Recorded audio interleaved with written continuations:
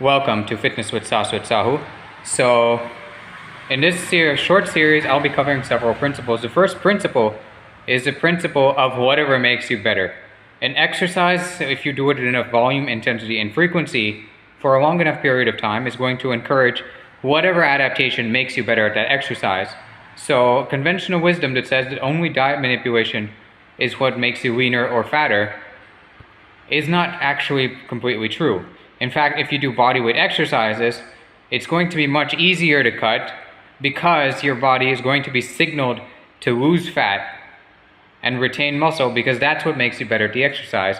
But if you do only heavy weightlifting with no calisthenics, then your body is going to be signaled to start piling on muscle before it starts losing the fat, because losing the fat is not going to make you better at that exercise. It's all about what makes you better at that exercise in terms of fat loss.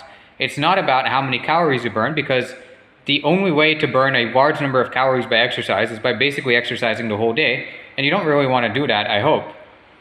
Now, it's the same, right?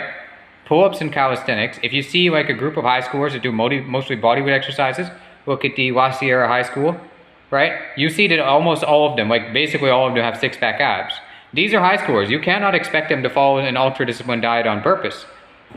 So you'd have to assume that the exercises they were doing, which are mostly bodyweight, calisthenics based, running and stuff based, is what actually encouraged their body to lose fat. Same, if you see a bunch of high schoolers that follow, like, they also exercise hard, but they follow heavy weightlifting, squat, bench, and clean and all that stuff, and not much push-ups and pull-ups and all that, right? Then you'll see that they have like soggy, softer bodies, most of them, right? But they all have larger muscles. High schoolers cannot be expected to follow a strict manipulated diet most of the time, so you have to assume that whatever exercises they were doing is what encouraged their bodies to adapt that way.